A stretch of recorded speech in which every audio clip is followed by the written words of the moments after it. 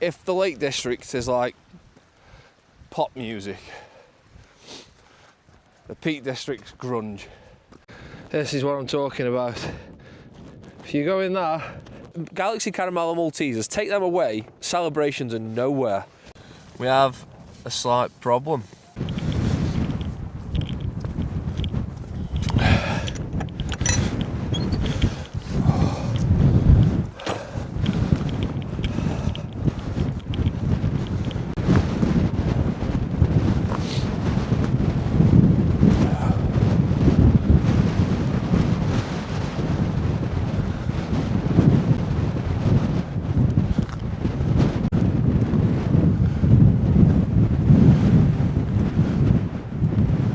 And boom, hey up troops, we're out again.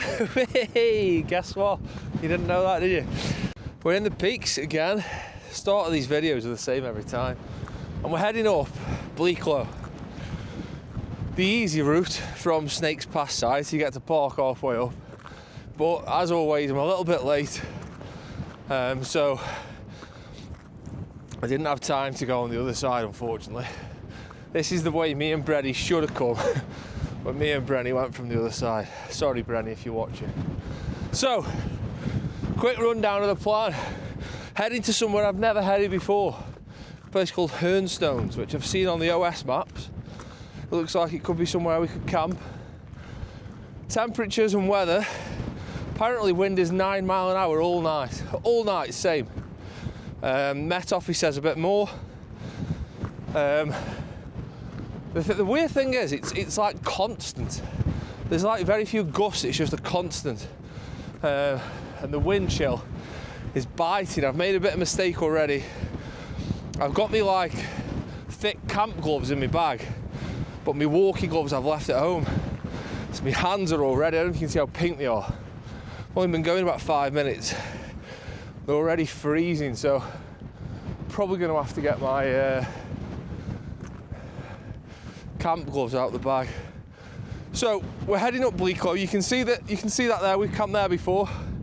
That's Higher Shelf Stones, and you can see that little pointer. That's Kinder Plateau over there. You can just see that little point sticking out. I don't know if I'm pointing at it very well. That's Fairbrook Naze. We've camped there before as well. Although that was the camp where I left early and rescued that sheep. So this is the Pennine Way. It's a pretty steady walk, about an hour and a half or so, I think. And then yeah, we'll see if there's a pitch at Hernstones. If not at Hernstones, I can carry on to Bleaklow Head, or I could go back to Higher Shelf Stones. But we'll see once we get up there. I'm going to try and get a bit of a scoot on, because as I say, time is now 2:30. It goes dark at 10 to, sun goes down at 10 to 4. So we haven't got a lot of time. So I'm going to try and get a bit of a wriggle on. Merry Christmas, by the way. I hope you had a good one.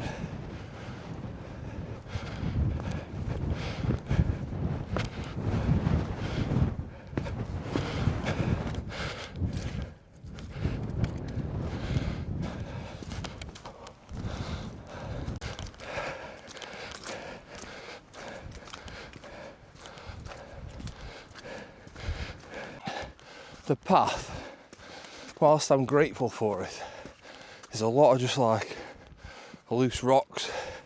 It's nice to walk on over a bog, but after a while you can feel your ankles being twisted and turned in different places. This is more like it. This is a bit of me. You can see where we came from, where the cars are. And you sort of come down this bit of a gorge type thing, so you're protected from the wind. And you pop out at the top here, and the wind hits you again. You can see up there, Higher Shelf Stones, where we camped before, like I said. You can actually see the stones now, just there. So I think we're over halfway through. I think that might be where we're headed, Hernstones. That looks about right. I've arrived at some kind of makeshift cairney type thing. Never seen that before. I don't know what that's from at all.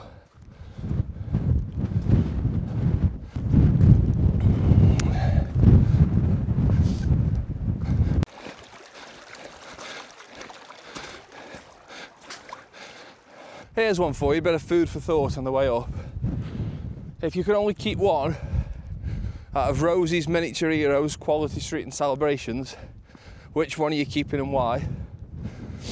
I need to know, because I had this conversation with people over Christmas, and my answer is different to what a lot of people said. Now that sounds like I'm just trying to be clickbaity. I'm not. I will tell you what my answer is later on. I think if I had to keep one of them, I know which one I'd keep, but my favourite chocolate item is in a different box. I think we'll discuss that when we get the tent up, because that isn't a 2-minute conversation either. So we've got to make sure we get that right.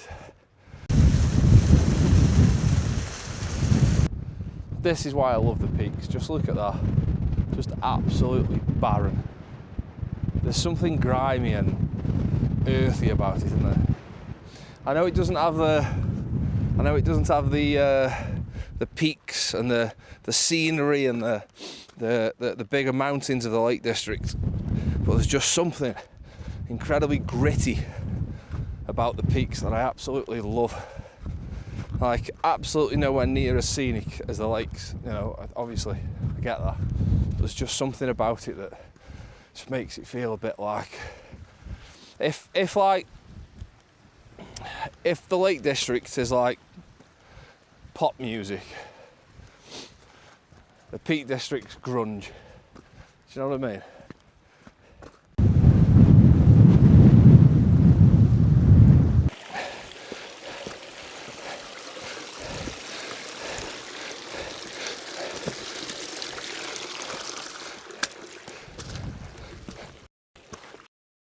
And we've arrived at Hernstones. Now, there was another group of people here when I got here, so I took my bag off around the back and just had 5 whilst they did what they wanted to do up here. So I know I didn't record my way up, I just didn't want to make them feel weird and me feel weird by recording next to them. So this is us on the stones.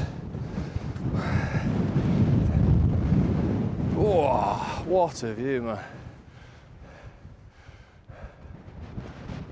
That wind chill is biting. Now what I like about being here, I've never been here before, never mind camped here.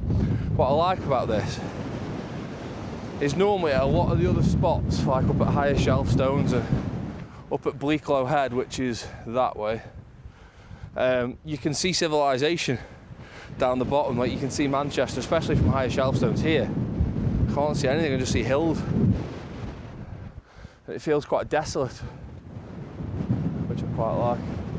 The sun is just trying to peep through in that direction, struggling a bit though.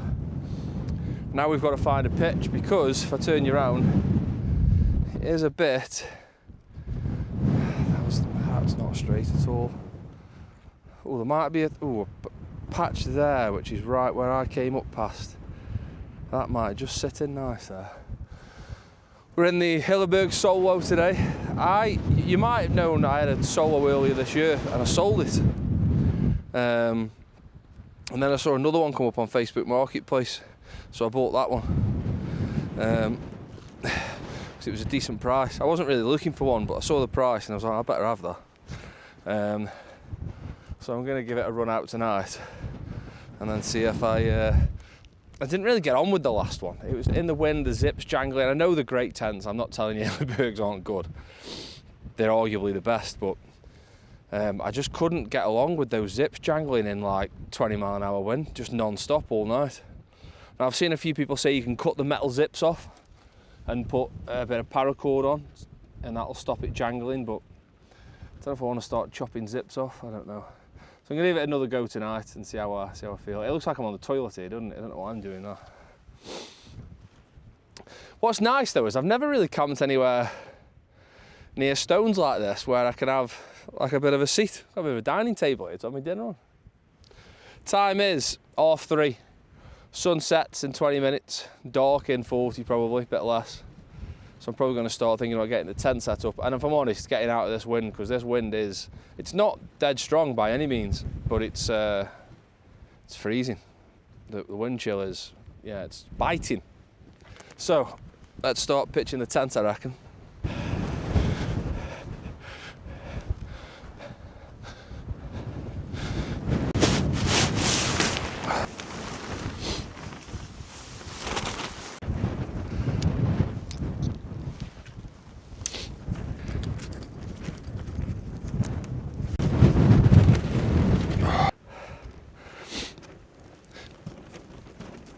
Right, that's the tent up.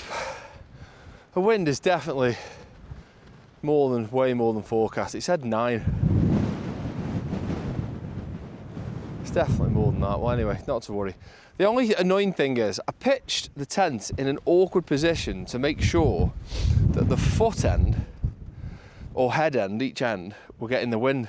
And now the wind shifted and is coming directly into the panel here, so it's getting broadsided a bit, but I mean, it'll be all right. It's not, the guy lines are doing the job and the solid pegs. I've put the guy lines out. I know a lot of the time you put them out together, but put them out individually.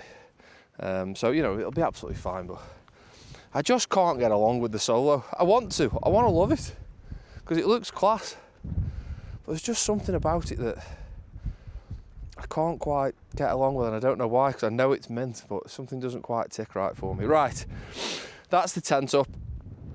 It's getting cold, the sun's going down. Let's get in, I think, and get some warm things out. And I mean, it's not even 4 o'clock yet. 18 hours of this. God! That view it's not the best view you're ever going to see in your life, but it's just nothing anywhere. Can't see a road, can't see a car, can't see a light. That'll be strange tonight. It'll be pitch black. Normally you can see some lights in the distance. None of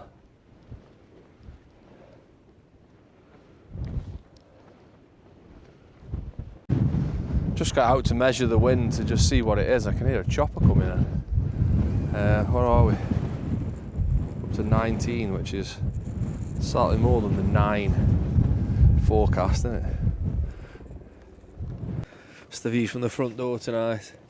Apparently no rain, although it looks gloomy and rainy over there, that's for sure. But absolutely stunning, man. Again, this is what I'm talking about, the peaks, where that's actually not a very good view, is it? You can't really see much, but there's just something, I can't put my finger on the word I'm trying to, gritty and earthy, that type of thing, if you know what I mean. That the Peak District has that I absolutely love. Spot on.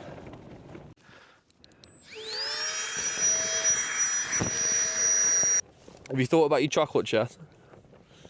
Quality Street, Roses, Celebrations, or Miniature Heroes? I'm going to rank them in order, that's what I'm going to do. Should we do it now? Yeah, alright, let's do it now. Quickly then.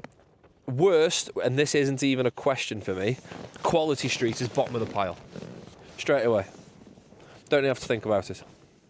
Then, but there are things in Quality Street which are good. I like the strawberry creams, either like a bit more, it's not syrupy like they are in Roses, but overall, they're the worst. Next on the list for me, and this is really tough now because I know what's number 1, but what's second and third? Third for me is Celebrations. Now, they used to be my number 1, but I've come to learn that Galaxy Caramel and Maltesers are the best in all 4 boxes. But outside of the top 2, the rest of them are just so average. Bounty crap, obviously, but like Twix, Milky Way, Mars, don't get me wrong, I'll scran them on Christmas Day, but they're just so average, aren't they? Like those Galaxy Caramel and Maltesers, take them away, Celebrations are nowhere. They're propping the league up for them.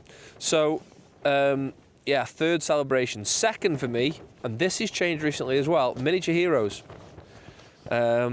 Overall, very good. You know what you're getting. Cadbury's know the score. I like the caramel, although the Galaxy Caramel's better, but Dairy Milk Caramel's fine, very nice. And I also like the Cream Egg as well, fan of that. Now, obviously that then leaves the top spot being Roses. And reason being is, I think overall, across all the box, Roses are the best. But I think they've got some real standout performers in the Caramel Barrel, or the Caramel Tub, and the Strawberry Cream, but top of the tree, the Orange Cream. The Orange Cream is out of this world. And thankfully, that's not everybody's favourite. So, you know, like if you open a box of Celebrations and you get 3 Maltesers, 2 Galaxy Caramels, and then 44 million bounties. Well, in Roses, the Orange Creams are like, they're middle of the road, so you get a good number of them. So, yeah, there you go. Roses, Miniature Heroes, Celebrations, Quality Street, in that order. What do you think? And if you're not from the UK, you'll have no idea what I've just spent 3 minutes telling you about. Right, sun's gone down. It's 20 to 5. Forgot to mention I'm testing out the, well, I'm not testing it, I bought it, but I suppose I am testing it. The Optimus 850 quilt. It was a decent deal on Black Friday, so I thought I'd treat myself, because the other quilt I use is Optimus, but it's 3 season, whereas this is rated down to about -5, I think. I already feel warm in it. I've only had it on for about 5 minutes, and it's lofted up lovely. So yeah, I'm hoping it'll be up to the task. I'm sure it will. So what I'm going to do is finish getting everything set up in here, which it already pretty much is, to be honest, and just a bit of organising. I'm going to put my gloves on because my hands are getting cold. I'm going to lie down, I'm going to warm up a little bit. I'll probably put something, a film that I've downloaded on my phone, and chill out for an hour or two, and then we'll make some dinner. I don't know, about 6, 7, 7-ish. I've just said 6, 7, haven't I? What's that? I just said that, didn't I? That wasn't scripted either, by the way. Yeah, I'm just going to chill out for a bit, make some dinner a bit later on. But until then, I haven't really got a lot to tell you, other than... Oh, I have got something to tell you quickly. I went stargazing the other night with my pal Lee, who I've known since, well, 20 years now, almost bang on 20 years. And he messaged me at like 10:30 at night saying, "Oh, I can't believe how bright the stars are tonight." And I said, "Well, shall we just go? Should we just go somewhere and have a look at them?" So we went up the Roaches, which right next to where I did that bivvy camp a few weeks ago. And we just went up there for about an hour, watched the stars. Lee's dead clued in on astronomy. So was like, "Oh, there's the ABC 4000, there's the..." And we ended up bloody seeing Jupiter, dead bright in the sky. It was absolutely class. Sort of got me keen on giving it a try, to be honest with you. Like, as in getting into it a bit more, and just... It's a strange one, in it, stars, because I said this on that bivvy camp, like, what Lee was telling me, I understood everything he was saying. Like, oh, that's that thing, this is that thing. But in my head, I'm like, wait, but that's not just, like, that's a big ball of gas, like 22 million thousand light years away, or whatever it was, I can't remember. So it just blows me head. Like, I get the words that you're saying, but I can't comprehend what that actually means, if you know what I mean. Anyway, so yeah, that was really good. Have a look on mountain forecast. They might not be right about wind, but they are generally right about cloud level. And if cloud level looks high, go and have a look at the stars, because you see some crazy stuff. Right, I'm having a lie down, I'm having a warm. We're going to have a bag of salt and vinegar crisps. I'm going to stick some on the phone probably. I haven't got much signal either, so I can't doom scroll, which is good. That's why we come to places like this. Right, see you in a minute. Oh. Welcome back. 6 o'clock. We have a slight problem. I think the sleeping pad's not staying up, and I'm annoyed at myself. I brought the keyless gear one, and I've normally, excuse me, hang on, sorry. Normally, in recent months, been using that Nortent Tour 7, which has been great. And then picking a sleeping pad today, I just thought, oh, let's try this one. I haven't used this one for a little while. Let's use this one again. And I think it's going down. I've already had to blow it back up once, and I've given it the benefit of the doubt to think, oh, it hasn't been used for a couple of months. Let's give it a chance. But I already can feel that it's going down again. Now the problem is, it's pitch black outside. I've got 3 head torches with me, so that wouldn't be a problem. But what is a problem is we're now in the clouds. So outside, when you turn your head torch on, it's just like a reflection back from the water vapour in the clouds, so you can't really see that far in front.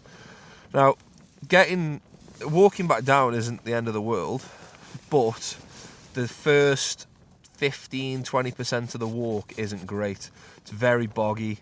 You've got to step on the right bits of ground, so because like you will lose your ankle. Like it will go up to it. I don't know how deep it is, but if you stepped on it, your ankle would go. I did it on the way up, so it's, and then not being able to see where you're going obviously is a bit trickier. But once you get past the first 15-20%, it's all path. Then it's not too bad. I mean, it's not that cold. I think it's like 2 degrees, 3 degrees, so it's not cold. If it was summer and it was now 10 o'clock and it was going light at 7 or 6, I don't think it'd be too bad. But I have got a closed cell phone pad underneath, but it's scheduled to get down to bang on 0 tonight. And the closed cell phone pad's it's the Alpkit one, which is like 1.4 or something. So that's not going to keep me warm. And in my head, I'm like, I've got, did I say it was 6? Come on, watch. Has my watch gone? There we go. Watch, 6 o'clock. So it doesn't get light till just before 8, does it? So what's that? 6, 12, 14 hours we've got. 12 hours from now it'll be 6 a.m. God, I'm so bad at maths these days. I was talking about this the other day. Now we just use calculators all the time. I can't do maths. Yeah, so I've got about 14 hours in here. And I'm not going to be warm for it. And I don't fancy that. I'm really in two minds about what to do. Because trying to walk down there for the first 15% will be a bit of a challenge. And I also don't really want to go home. I want to stay out. I want to be here in the morning. I want to see the sunrise. But I don't want to do that while shivering tonight for 14 hours. Because no matter what you do, you could put the quilt underneath you, you can put anything. The cold comes through you. The cold comes through. I'm going to give it another 10 minutes. I'm going to lie down, test this, give it another 10 minutes, and then do this again, and then see where we are. And if it is going down, which I think it is, then we might have to call it a good one based on a bad sleeping pad, and then just walk down very, very slowly and very, very carefully. I'm really caught in two minds. Like, I could rough it, but I don't want to just lie on I can't just lie on a cold ground all night, can I? And because after the first 15-20% of getting back down is dead easy, I'm like, well, you can just go steady for the first little bit, surely. Right, I'm lying down. Gonna really think about where the levels of this is, and then see how we feel in 5-10 minutes time. So we fast forwarded just less than an hour. It's now 6:53, and yeah, the sleeping pad is gone. It's when I'm lying flat, my horse is hitting the floor. I've pumped it up again since. Same thing's happened now. Problem is, it's cold tonight. It's down to 0. I can't sleep on the ground in 0, even with this closed cell phone pad underneath. Well, no, hang on. I could, but I think because the path is, it's not like I've got a scale. You know, there's no scrambling. There's nothing like that to get back down. I think I'm going to walk back down. 7 o'clock. I've got 3 head torches with me. It'll be a bit of a nightmare putting this away, but it's not the end of the world. I don't want to spend the next, what did I say, it was 7 o'clock now, so I don't want to spend the next 13 hours cold. I can feel the cold coming through the mat as well. Even when I'd pumped it back up and lay back down on it, on some sleeping pads you can feel like the heat reflecting back, and you can feel the warmth coming back. I just can't on this anymore. I don't know if like the insulation is crumpled, and I've seen, like, you know, when you shine a light on the back of the pad and the insulation is crumpled to one side or something. I don't know. I need to have a look at it, but I'll have to get it home and put it in the bath and see if I can find where the leak is, see if it's repairable or not, or whether to just call it a day. This Kilo Skier one, this is actually my 3rd one of these. The first one went down from the valve. The second one, when you pumped it up, it didn't retain air from the valve as well. So yeah, I suppose that also went down from the valve. And then when I've said this before, when I messaged Kilo Skier, they said, yeah, we'll give you a refund, but can we also send you a model with the new valve in, because that won't happen anymore. So this is my 3rd one of these, and it's been alright, to be fair. I say it's been alright. I've had it less than a year. I had it in maybe it's bang on a year actually. Maybe December last year I had it. And is that the lifespan of a sleeping pad? In that year, it's probably been used like 10 times. That's probably not okay, is it, when I say it out loud? So yeah, frustrating really, because the wind's slowly dying down, I think, a little bit, although it doesn't sound like it at the minute. And I've got a decent phone signal, which I didn't have at the start of the night for some reason, so I've just been watching the NFL games, and I was quite content, but I can feel the cold underneath me, and it's just not comfortable at all. So I've just got to go. I haven't got walking poles with me, which I wish I had to get back down, because this first 15-20%, as I said before, is a bit tricky and boggy, and I've just got to go steady. But I'll just take my time. It's 7 o'clock. Take me about an hour and a half get down. Well, it'll take me half an hour pack this away. That's 7:30. An hour and a half get down. That's 9 o'clock. Hour and a half home. We'll be home for 10:30. Is that right? Yeah, I'll be a bit later than that, but it won't be far. I have brought some stuff for Candy with Andy, so what we'll do is we'll get everything down, and then we'll do Candy with Andy in the car before I drive home. How does that sound? I'm a bit annoyed really, because we've got a decent spot. The weather's fine. The morning would be lovely. I keep toiling myself to say, no, you'd be alright, mate. Just every hour, just wake up and pump it up. But I can still feel the cold underneath. Like I've just been watching the NFL then, and I'm just cold then. And I don't need to just be cold. There is an alternative, that I can just come back, not tomorrow night, the next night, and bring a different sleeping pad and do it again. Probably not in the same place, although this is a really cool spot. So yeah, that's what we're going to do. Really can't be arsed though. What's the temperature outside? My watch says 2 degrees. Come on, let's give it some. Come on, Andy.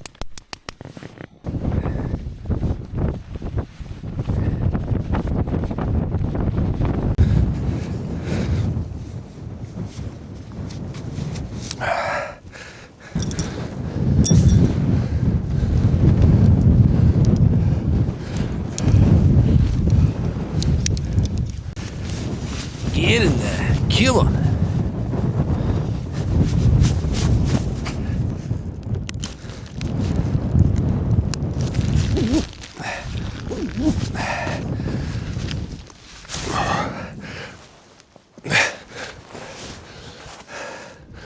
Right then, we are all packed up, left no trace, even though I can't see anything. It's pitch black, I can see nothing. So, because when I put my head torch on, that blinds you guys. You don't want to see that, do you? I'm gonna just have to film facing that way on the way down, because obviously without my head torch on, I can't see where I'm going. So I'm just gonna follow my steps that I did on the way up, do it on the way down. Fingers crossed, we should be plain sailing. Come on. Pretending to walk off then, I've got my head torch on. So this is what I mean about the first bit. Like you can see it's boggy as down there. I don't really want to step onto that. Let's go this way. But if we just take a time, oh, that's boggy. Look at that there. Oh, there we go. Right. Just take it. This is what I mean. You don't know that's there. You put your foot in there, and it's worse as you get going as well. Oh, it's mad that I can just see sort of 25 metres in front of me, and that's it really. Nearly slipped as well then. It's a good start this. I'm about 20 metres away from where the tent was.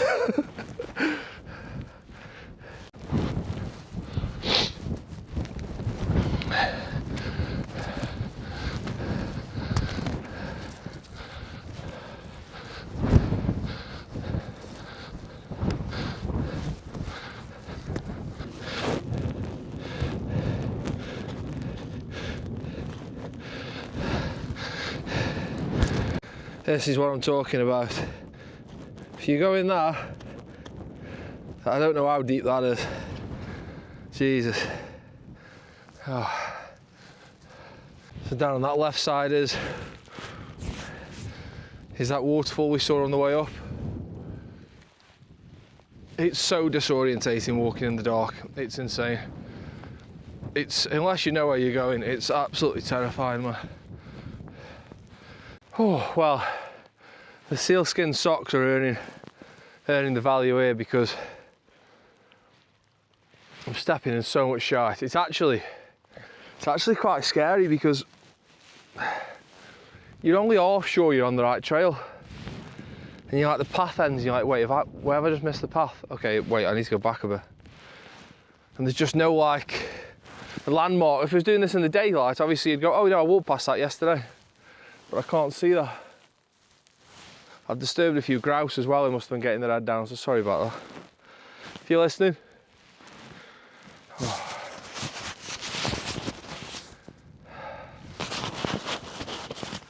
I'm roasting as well. With it being windy up there, I thought I'd keep the down coat on. That was a mistake. Come on. We'll keep plodding. A sight that I am overjoyed to see. The familiar cobbles of the Pennine Way. I think that's the worst of it over now. And I'm pretty sure we follow this path now for about a mile back to the car. That was a bit ropey, that in places there.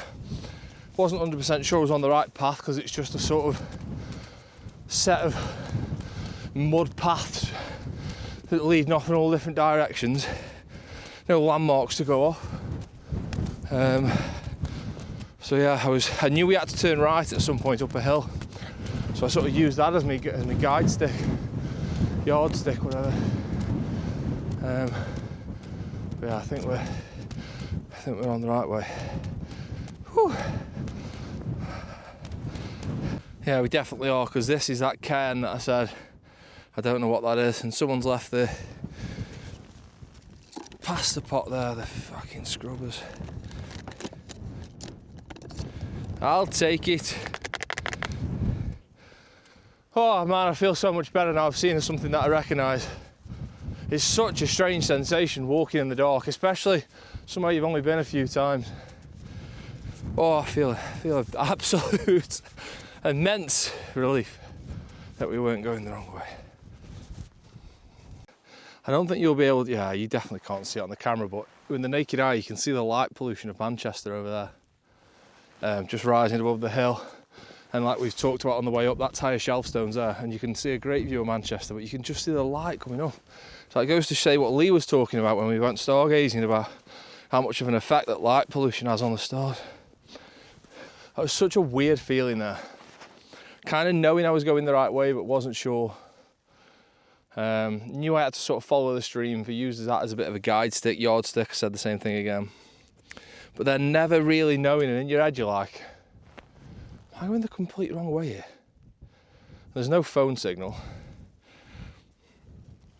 I'm just using what you know. It's like I knew I walked along a stream on the way up there, so I've got to walk along a stream on the way back. I knew I came down and went left to find the stream, so at some point along the stream I've got to go up and right. And I saw those slabs of the Cumbria Way, the Pennine Way. I was making out like I've been stranded on bloody K2 or something, but that was ropey at first then, when you have all them thought, like, wait, if I'm going the wrong way, I don't know then how to find my way back to the right way. And you can see how people struggle and get benighted, as they call it, and have to call mountain rescue and stuff. You can see how that happens. I'm just a bit frustrated really, because if I bring a different sleeping pad, that's probably one of my favourite camps of the year. A bit of wind, enough to make it fun, but never enough to make it dangerous. Not a drop of rain. Temperatures that are cold enough to be cold, but not cold enough that you're ever worried you're going to be cold, unless your bloody sleeping pad packs in. And yeah, I probably could have pumped it up every hour, but I feel this is, I mean, it's only 8 o'clock. This is a way better idea. I'll be home by 10. And I won't have had an awful night's sleep being cold. There's nothing worse as well, by the way, when you're camping than being cold from underneath, because there's nothing you can do about it. Like cold, if you're cold in general, put a coat on, put your, get in your sleeping bag, put gloves on, hat, whatever. But when you're cold from underneath, you can't put anything on because it just compresses and the cold comes through. It's the worst feeling. I had it once when I camped on Winnett's Pass before I started recording things, and I had an awful night. I didn't feel confident enough to walk back in the dark. It was summer, so by the time the sun came up at like 5 or 6, it wasn't too bad, but I said to myself, no, I'm never having a sleeping pad go down on me again like that. And it bloody has tonight. To the point where it was manageable, I think. But I didn't want to be cold for 14 hours. Right, I'm just going to launch back to the car now. I've left the food bag on the top, so we'll do candy with Andy in the motor and have a debrief. I mean, it's not over yet. Still got to get down this Pennine way. This treacherous, slabbed Pennine way. Come on. I need my head torch on, sorry. I can't see a bloody thing here. Oh. It's quite nice now I know where I am. Got Glossop first, then into Manchester. Absolutely lovely.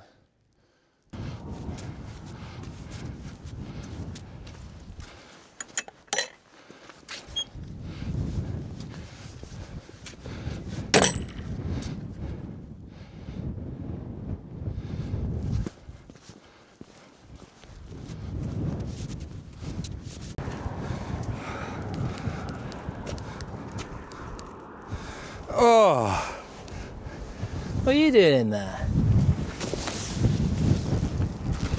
Well, that was an adventure. Right, it's time for a belated candy with Andy whilst you rest on my steering wheel.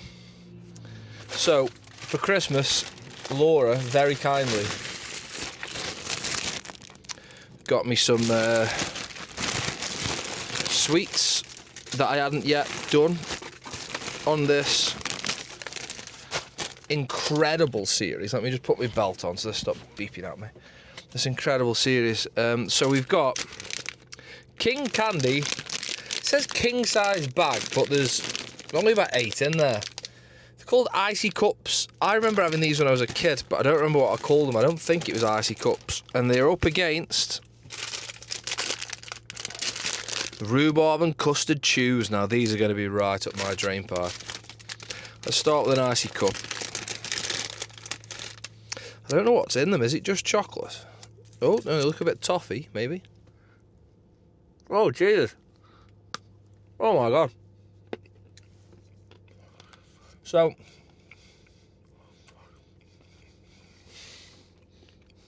what?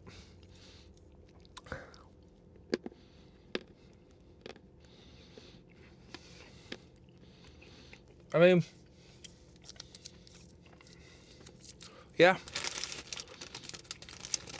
it's just a chocolate cup, or like a slightly cheap chocolate cup. Nice though. Like, I can already tell you that these are going to be insanely better in my opinion. Because anything rhubarb and custard is well, okay. They've lost points because the sweets on the outside, the wrappers are shambles. Who's quality controlled this? Here we go. Oh, I say here we go. Nowhere near yet. Oh, this is crap. Oh, this is not good. You've lost points, rhubarb and custard chew, because this shouldn't be a thing. I've got... Alright, here we go. A little bit hard, although it is 2 degrees outside, so they are struggling. Oh man. They're just so good. I don't think I've ever had this brand before, but it's rhubarb and custard and it's quality. I don't need to take any more of my time or your time there. Rhubarb and custard chews win that hands down. So, eventful. In summary, let me take that off because I'm rushed in now I'm in here. In summary, frustrating because that would have been a great camp. As I said on the way down, the weather was a bit blowy but enough to keep you interested. Weather was cold but not too cold, you were going to freeze. 0 rain. Great little spot up there. Would have been great to see the morning come up under those stones. And before I came out, I looked at my cupboard where I keep the sleeping pads. And I had the choice of that Best Way, the Torv and the Kilos gear. I thought I've used the Torv the last 3 or 4 times. I haven't used the Kilos gear for a while. Knowing that some cold camps are going to probably come up, I thought, well, I'll get one in with the Kilos gear quickly, see how I feel about that these days. And it's let me down to the point where I've had to walk down bloody Bleaklow in the dark. I'm fuming at it. That's me done with kilo skier now, I'm afraid. And I've sort of stuck by them whilst I had those original problems. They refunded me and they sent me a new version of it out, and that was great until today, obviously. So I was like, you know what, fair play. And I sort of defended him a bit on some like Reddit threads and stuff and Facebook posts or whatever, Instagram posts. People say, oh, should you get the kilos gear? I've heard bad things. And I was like, oh, it's been fine for me, mate. I had mine replaced and it's been great since. But you're just at the mercy of it, aren't you? Like, look, I could have stayed up there blowing the pad up every 45 minutes and we'd have got through the night. But we didn't have to, did we? You know, we can go again. Today's Sunday night. I can go again Tuesday night. Do I go the same place? Probably not, because that just makes for a boring video, doesn't it? But I do want to go up there again, because that was a lovely spot. I've also confirmed that the Hillyberg Solo is not for me. Great tent, no doubt about that, but it's just not for me. So I'll be sticking that on the market at some point. Got another one because I thought it must be me. There's a reason why everyone else thinks it's class and I don't. And it's too small for me. The side comes over a bit too much. I'm going to stick with the Scarp for my winter tent and windy tent. Right. Apologies it's ended the way it has, not the way we both wanted it to. But, you know, we're okay. It's been an adventure nonetheless. I'll get to sleep at home tonight. Which is a benefit, I suppose. We should do this every time, you know. We should go and pitch a tent for an hour and come back down. I'm gutted because the mornings are my favourite part, because that's the mornings when you wake up and you go, this is why I've spent the night up here. But anyway, we go again next time. Cheers as always for getting involved with the channel. I really appreciate it. If you haven't yet subbed, do me a favour and sub. That'd be really good. Leave a comment. Press that thumbs up button. That costs you bugger all, and it helps with the algorithm. So yeah, cheers as always for getting involved. I'll see you on the next one. All the very best. Cheers. P.S. If this was you scrote, take your rubbish down with you. Thanks.